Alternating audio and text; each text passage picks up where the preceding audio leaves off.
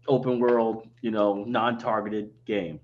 So I have some thoughts on that. 'Cause as a person who grew up playing Ultima Online and EverQuest, and eventually Guild Wars for what the MMO that is, I would put that in air quotes personally because it's not really an MMO.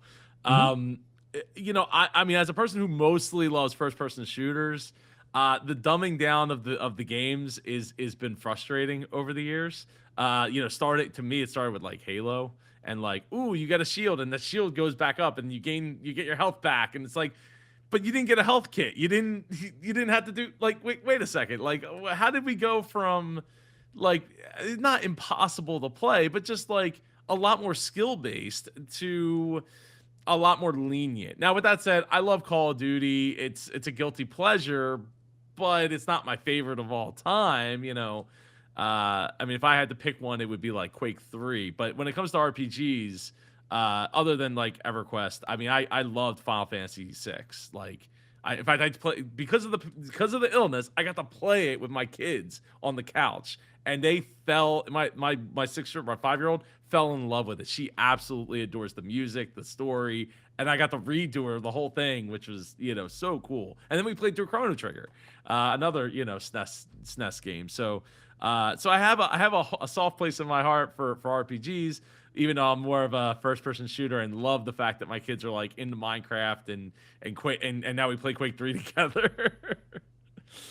But yeah, the dumbing down of the games it's been a thing. I mean, I always kind of saw it as like the console effect.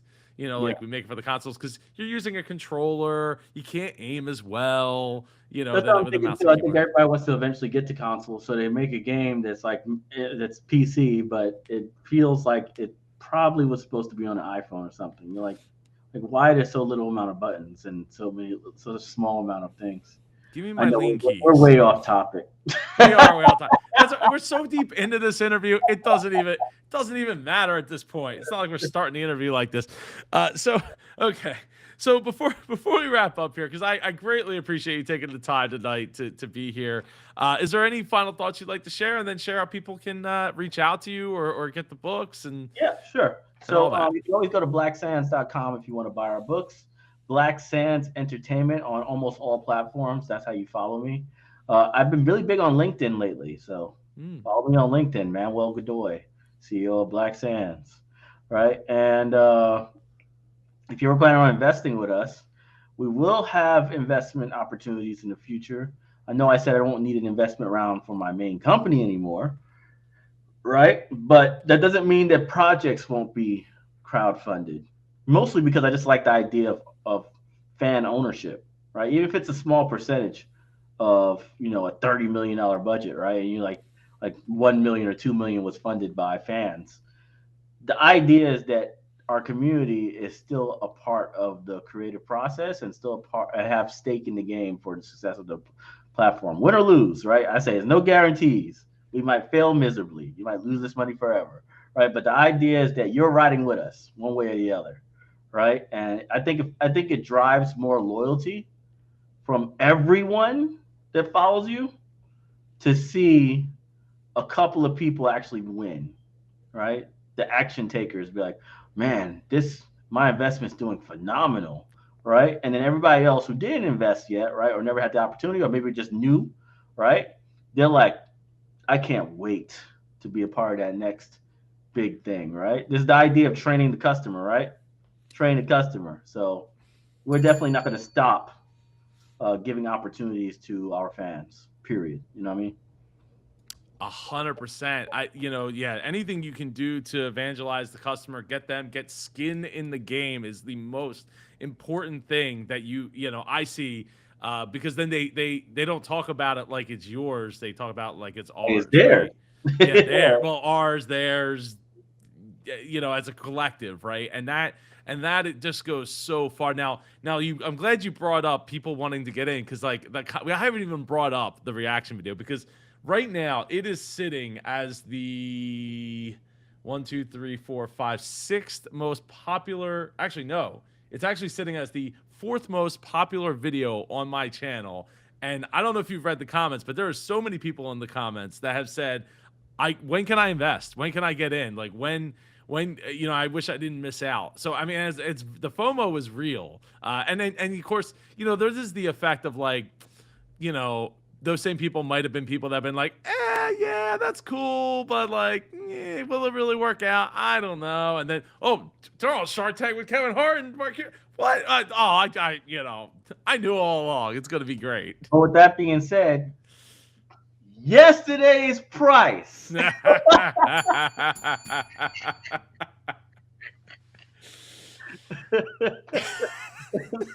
That's all I'm saying, man. I always gotta let people know up front. They say, "Oh, well, rice goes up. That's just the way it is," you know. Yes, yes. No, 110%, 110%. And it becomes that much more valuable. Like, and that's one of the things. Maybe I can get your take on this. Like, I get this in the comments every once in a while about people saying like, "Oh, this was a down round, and how terrible, and it's going to be a nightmare for them to ever raise money again." But to me, the whole point of being a Shark Tank is to ultimately get a deal to increase sales, to increase velocity, Yeah, so that you're not at a down round. It's not really a down round because you're going to be valued way higher not long yeah, after. and it's not really. But with that being said, the ink isn't dry yet, so Well, and that's the thing. I nobody mean, knows look, the real terms yet. So just stay there, stay tuned, right? But I'll give you a great example. You know, I'm sure when Chase gets a freaking endorsement deal with freaking Kevin Hart, right? And they're like, "Hey, promote my new credit card or whatever," and we want to use that commercial for the next year or so, right? Just 1 year, right? Just 1 year. I'm sure they have to pay him well over $3 or $4 million for that, right? So if Kevin Hart's personally endorsing you, and you can use it in perpetuity. How much value is that? And if it's I mean, immense. I mean, like, it is do you immense. understand? Like, how much real world value is that? And then you start understanding that you can use certain logics or certain language in the contracts to make it seem like it's a lot more than what was given on the show. You understand? Hmm. Like if he Yeah. just simply says, "I'm going to give you this service as well," and you say that service is valued at this according to how much he normally gets paid for, right? Like it's a real receipt, but next to that, right? Then you can easily say, so millions of dollars was exchanged. You know what I'm saying? There's Hmm. many ways to play this. So all I say is until the ink is dry, you don't know whether it was a down round or not, right? Yeah. When No, you that's a when you get that cap table, then you'll know. well, yeah, yeah. I mean that, and look, and a lot of people that watch the show might not even realize a lot of deals end up never getting through. Yeah, I think like Mister fall apart. You Wonderful is never like the know. highest percentage of deals that fall apart. And that can happen for any number of reasons. And I actually, if get subscribed. I don't usually ask people to subscribe, but get subscribed because I do. Later this year, have somebody that was on the show way back in like season 1, season 2, who their deal didn't end up going through, and it was like many months later, and it kind of screwed things up for that person. So it does happen, and it happens much more often than people might think for Mhm. whatever the reason. I mean, literally the wind could change. you know Which is uh why I don't talk about the deals. I'll be like, I don't talk about the deals. I don't speculate on the deals. I don't act like Kevin Hart and Mark Cuban are working with me right now. Not even going to even slightly, act like that's a reality, right? I'm just going to simply wait until the process is done, and then once the ink is settled, I'll explain in detail what I did, right, for my investors. Because as you saw in the show, I had very big concerns for my investors. You know? yeah, and as you should, because you're taking money from people in exchange for your their well-being, being out, looking out for their well-being as well. Yeah. And yeah, no, that is 110% that I was gonna say valuable, but that's not the word I was thinking. That valid is the word. All right, sorry, it's getting late. I've been up since 3:30. Uh, I know I so gotta get on live too. I gotta get on live too. I gotta get on Instagram and try to push people to my LinkedIn, YouTube. I mean LinkedIn like live event. I have one on Saturday. It's gonna be awesome. Oh, that's awesome. Yeah, well, we'll have to connect up on LinkedIn. But in the meantime, go check out Black Sands Entertainment over at it was blacksands.com, right? Yeah, blacksands.com. We got a ridiculous amount of books, so we that's got fun. we got all the books, and you know what? The last thing I want to point out is, you said you got to keep grinding, right? It doesn't just because you get the deal doesn't mean you get to sit and rest on your laurels, right? Kevin Hart and Mark Cuban aren't going to want to see that if this thing takes 6 months to do, and you're just like, okay, cool, I'm just chilling, like we're gonna get this deal My done, and business like shut down, right? I'm waiting yeah, for that. then they're gonna be like, guy, is this really the deal for me? Is this I have really? become I have become a full time publicist for myself. Like I'm just emailing people, contacting them. Hey, would you like to talk about this? Add them on LinkedIn. Going to, I am hunting people down to cover this because to me, you gotta have a snowball effect. You can't just go on Shark Tank and then never be in another major publication or show for like a month. If you do that, you failed. You got within a month, you got to have another big giant win. You know what I'm saying? And you just got to have that. So the smaller people constantly cover you, right? Right? Because they see you again. And then you have another big win, right? Because somebody else said, "Oh, two people, big people covered them, so now we got to cover them," Yeah. right? And just you got to stay in the media. I understand why people do all these, while rappers do stupid stuff every now and then just to get back in the news, right? It's like they know that if you're out too long, you're out forever. Yep. Well, that's Guns N' Roses used to trash the hotel room, and there was a reason for that. You can go read. A friend of mine was the one. A friend of mine is good for like really close friends with one of their managers, and he would they wouldn't like it was an intentional thing so that they could have something written about them, so that we just keep the news cycle going. Raise hell just to keep the attention. Start an Yeah. argument, a fake argument. I'm sick of this. That's why I don't want to work with y'all anymore. I'm quitting the group. What? They're quitting the group? Yeah. No, we made it. We made it up, man. We made it up. We're good.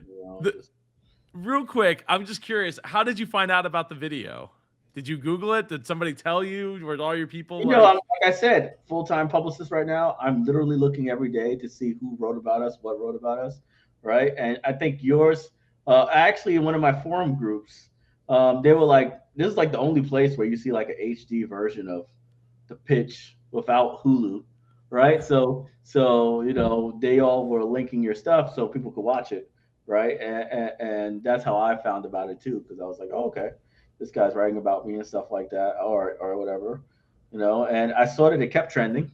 Seems like everything with Black Sands has been trending for like the last week, right? Because we even got mentioned on the Breakfast Club. For some reason, they decided to do a segment, really? and I was like, "What?" You know. They didn't reach out for comment? Like, what the heck? Like, we talk I just about it. randomly was like, Kevin Hart was on Shark Tank the other day, and made a deal with Black Sands, and then like I said, this is how it went.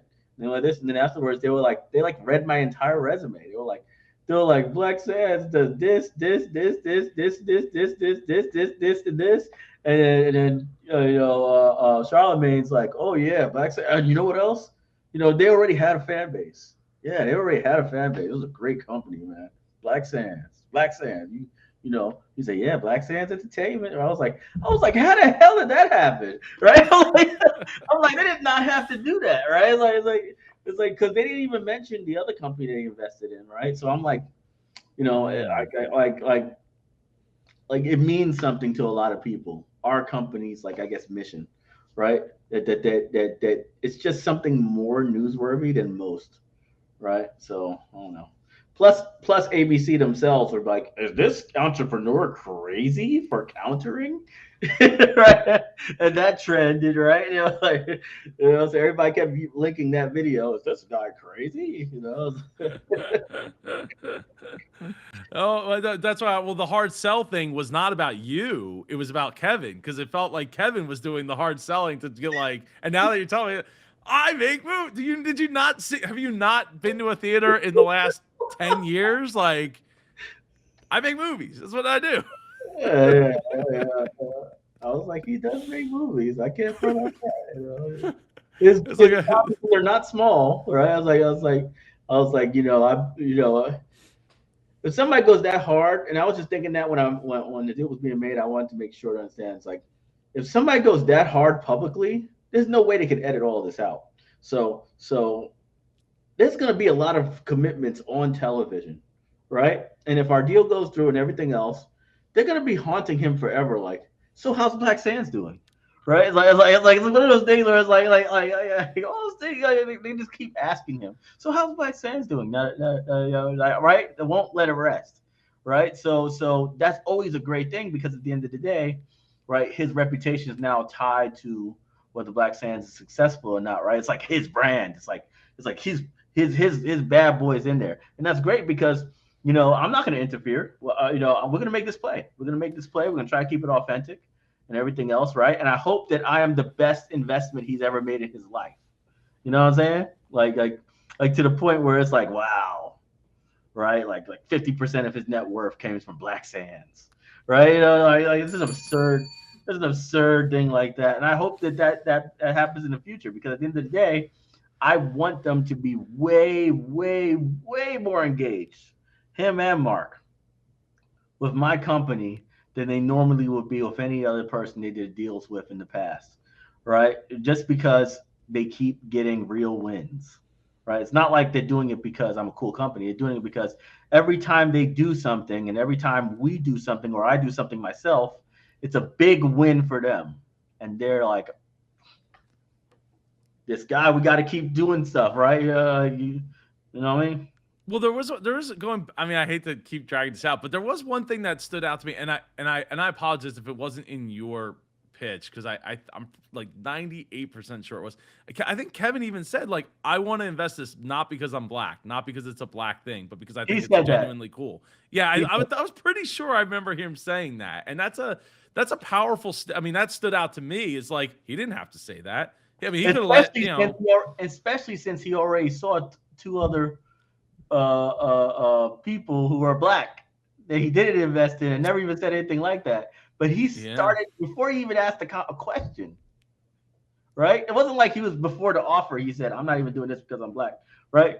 It was like on the before he even asked a simple question, he was like, "Look, I'm not even gonna, I'm not even doing this because I'm black. I'm just trying to figure out, right?" Like he just started like he was already in the second we were done with our pitch. He was Yeah. in. At this point, unless I messed up somehow, he was in. Or Right? didn't have the numbers to back it up, or and then that's always a fatal thing, like you were saying earlier about, oh, we did $1 million. Well, how much did you spend? Well, things happened, and well, we're gonna make the money. Don't worry. But 600,000 in debt. You're like, I need, yeah, like wow, like okay, cool, cool. so, Like so, that's not so for for me. me, I will never say that, like everything was guaranteed or anything like that. I'm simply saying that there's a lot of excitement in the room, right? Kevin That's Hart on you. really, That's you, man. That's all the hard work that you put into it. thank you. And it's like, Kevin Hart was very excited, and I hope to God that I make it easy for him, because at the end of the day, that's my job. It's always been my job. Make it easy for everybody else to Yep. ride that wave and go crazy for me, right? It's like I'm not just assuming that you're gonna be like Black Sands is the greatest of all time, better than Black Panther. I gotta make it super easy for you to go to back me up, right? It's like so, I hope it make it really easy for him to wear it on his chest that he's a Black Sands guy, right? Because one day they might have a giant TikTok war on Black Sands versus Hollywood. Do you stand with Black Sands or Hollywood? Right, right, like like that little the current council versus Rogue beef on TikTok. Well, you know what? Speaking of that, I just talked to Candy earlier today, meetcandy.com. Mhm. And they brought up, I forgot about the Sony versus Kevin Hart thing that happened. Where Sony was mad that they wanted to charge him for using his social media, or Kevin wanted to charge Sony for using his social media. And that was I forgot, I had forgotten about that, and that then there was the leak from Sony, and that's where all the emails came from. So Uh, Kevin, I mean, right there, he's no stranger to like standing his ground, and rightfully so, because Sony didn't make him. Sony wasn't grinding through through the drudgery of doing, driving back and forth from Philly to New York, 4 times a week or whatever, and doing not even doing comedy shows, just literally sitting there while listening, So, uh, you have a guy that's lived that and knows what it takes. Yeah, that's For why I hope sure. everything is for this. Is just simple fact that he's done the grind and he really appreciates ownership. Yeah. Right? A lot of actors don't appreciate ownership. They live 100% off the next movie. He builds infrastructure. He's an infrastructure guy, right? He's like, I got to have the whole model for how I do a comedy tour internalized. I can't Yep. just, I can't have call, hey, can you set up this tour? No, right? He calls his office and says, hey, we're going here, get it done. And they get it done, So he believes so much in internalized models, right? And keeping the overwhelming majority of the profits that come from his work and his influence. So I truly believe that, our radically independent ideas, right, will resonate with him, in Yeah. the long term. 100%. Manuel, Super Manuel, I appreciate you being here. And thank you so much. And I hope you've enjoyed this video. It went way longer than probably I think any of my other any of my other interviews, but I think it was totally worth it. There was some amazing nuggets of information here to help you go be a super entrepreneur yourself. I will see you all in the next video. It's gonna be like here somewhere. And take care and go be super.